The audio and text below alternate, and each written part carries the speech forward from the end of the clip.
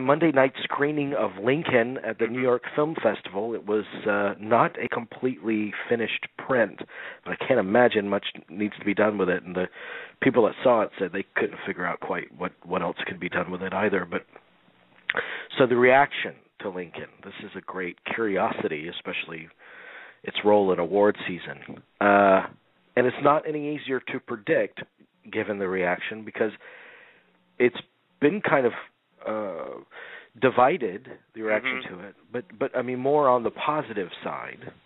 Right. When I was watching the trailer and, trying to explain to my mom that I do think it was written, and the screenwriter, Tony Kushner, did reconfirm this, it has a lot of parallels to today.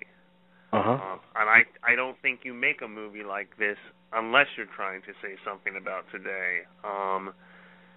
And Kushner did say he was trying to make parallels with today, because there's some lines just in the trailer that you'd be like, this is definitely about our partisan nation. But Spielberg has been is playing that down, and I can understand that to an extent. But I don't know, between this and War Horse, he's made, at least the trailers are so emotionally involving. This looks like another, I think he's hit a home run here, at least from the trailer.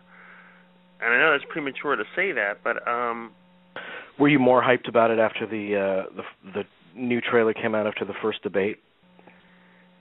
That's very funny. No, I mean that was timed, and which is odd for me, because Spielberg said intentionally he wanted to avoid the election, playing this into the election, and yet they premiere a brand new trailer during the first debate on Fox News. No less. I was watching Fox News in there. Yeah, I see that, and you're right. It's being released a week after a couple of days after the election. But it's unavoidable. Like, you just can't not, when you see the movie, not think about today. So, I don't know. Well, look, I don't blame them. I mean, because first of all, they have a captive audience of people that are generally interested in politics. You had 70 million people. Yeah. 70 million people watching it. That, and, they don't always, it's like this year the debates are like top in the center, front and center. So, I would advertise everything during the debate. Silent Hill 3D. I do that too. Because Capitol Hill is largely silent. Yeah, but 70 million people. That's incredible. Yeah. I mean, the Oscars wish they had. And actually, I think the 70 million people actually tuned into that show. That's incredible back then in the day. You're right. I think you're right. But the trailer, it's very rah-rah. It's, it includes quotes from people like Martin Luther King and John F. Kennedy, and then, these men were ahead of their time and stood up to power and blah, blah, blah, and then to introduce the notion of Lincoln. So a lot of people found that trailer effective. Here's the different reactions coming out of the screening. Lincoln, I don't know what publication this guy's from. Lincoln is way too dull to win big prize. Trio of dynamite performances, but the film has no prayer for Oscar unless all else fails. This is Spielberg's smallest film since Always. So I've heard that before about, that confirms what that one guy said walking out of the Jersey screening that everyone discredited. Right. Best when portraying a man isolated by incalculable burden.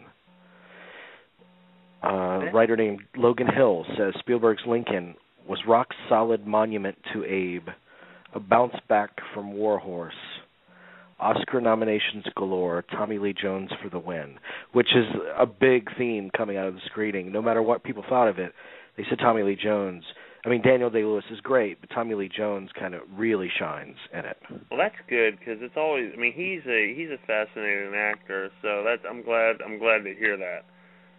So this, runs the gamut from, this is one of Spielberg's best films, one of his 5 best films, to this is the best film ever made for A&E Network. Right. That's essentially how it falls. It's got to be better than A Conspirator. Yeah. a lot of people shocked by how funny it is. There's a lot of comedy in the film. Okay. It's so interesting. You know, today I went to Jeffrey Wells' site. Uh-huh. Oh God! What happened at Jeffrey Wells' site? I mean, well, you know that Jeffrey Wells has been anti-Lincoln since about 6 months ago. Way before Lincoln actually arrived as an actual film, he's been like totally anti-Lincoln because I suspect that he's one of those people that is totally anti-Spielberg. He is. Like he's just like, if Spielberg's connected with the thing, he's just completely off of it, and he's out there gunning for it. Let me ask a question: How has he always been anti-Spielberg, or is this recent? No, I mean he goes back to Jaws. I mean Jaws came out on Blu-ray, and he was kind of lukewarm on it. Yeah, he was like, "It's fine." How can you be lukewarm about Jaws? I mean. That's even so my true, mom, Jerry. even my mom, who I didn't know she was such because she used to say, okay, if Spielberg made nothing else except E.T. and Schindler's List, that would be awesome. But then she said last week, all of a sudden we got Jaws into that, Jaws and E.T. For some reason, Schindler's List has fallen off the pedestal or something. She threw Schindler's List under the bus essentially. But no, she said Jaws. She said Jaws because Jaws is the kind of movie that whenever it comes on, I'll watch it. You can't stop watching it. Yeah, because you cannot stop watching it. What's great about Jaws is really not so. When you're a little kid, it's like, yeah, the shark and everything. No, as you get older, the great thing about Jaws is the human element is so compelling. I mean, the scene on when he talks about the Indianapolis is priceless. Yes, it is. I mean, we all know what's great about Jaws. Yeah, but what can he have a problem with? What is it on the Blu-ray? What the color situation's off or something? No, I just think that there's a certain contingent out there, and I'm not just talking about Jeffrey Wells now. I'm just talking about just general. I'm not just talking about bloggers. I'm not talking about critics. I'm talking about just the public in general. There is some truth in what you say. There is a lot of. We talked about this too. There's a contingent out there that just despises Spielberg for just having the name Spielberg.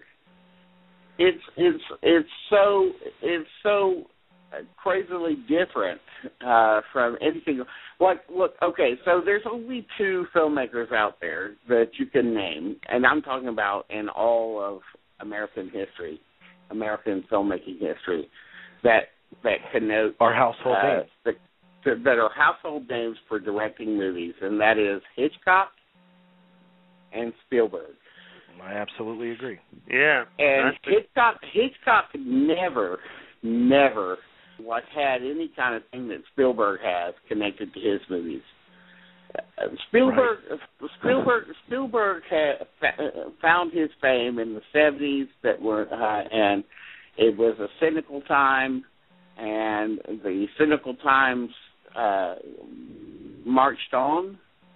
He has always fought against those cynical times, and has actually often tried to recall the 60s and the 50s and the 40s and even the 30s with Frank Capra. They're sort of rah-rah America sort of.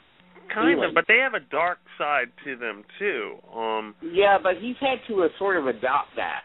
That's something that he's had to sort of adopt. But he has done it, like with Munich and AI to an extent. Yeah, I definitely think in later years he has. But yeah. I mean that is true. He ran against the grain of cynicism that ran through the great movies of the 70s. Mm-hmm, and I true. think that's primarily Jeffrey Wells' problem with him. Because if you read anything Jeffrey Wells writes, he comes off as a angry old curmudgeon, you know? Like he just walks around all the time going, bleh, bleh, you know? Like, so he's not going to respond to Spielberg. He's not going to respond to that sticky, saccharine, extremely polished, everybody look up at the sunset kind of Spielberg. Yeah. He feels like a lot of the public, not just film writers, experts, whatever. He responds to what some segment of the public feels is embarrassing to like about Spielberg. But why be embarrassed when it works? If it works, if it doesn't work, like in Hook or something like that, Hook then is the one. Respond correctly. But if it does work in something like Munich or something like Close Encounters or Jaws, and then Jaws is an interesting film out of Spielberg's body of work. Mm-hmm. That to me, Jaws seems like the movie that's impossible not to like. It's like, I don't care that you don't like saccharine, sentiment or whatever. Jaws to me seems like the movie that's just absolutely about entertainment. Mm-hmm. And it's about entertainment because it's truthful, and it's about entertainment also because it's exciting and extremely well made. Let me tell you something. When I was working for TNT, Turner Network Television, back in the 90s, I used to go to the programmers and say, why is it that you show Jaws so much on not only TNT but on TBS? And then my boss, she said, because it works. Mm-hmm. She said, because it always gets ratings. Because people always tune in, and it's a movie that they cannot get away from. They cannot, it's so well made that even through the commercials and all that stuff, they cannot break away from. They just love it so much. Right. And she said no other Spielberg movie works as well as Jaws does on television. There's also a resistance to Spielberg in some circles because people see him as overly manipulative. Mm-hmm. But to deny that aspect of filmmaking is to deny what film is. Every decision made in film is manipulative. Mm-hmm. A single cut is manipulative. I love that statement, Jamie. I love that statement. It's so true. Here's another actor in Lincoln, to get back to Lincoln, that they say is really good. They say James Spader is really good in it. Oh, cool. Yeah, that's I've heard that. I read that too. Return of Spader. But I don't know how big his role is. I get the sense that his role is sort of small, but it's memorable.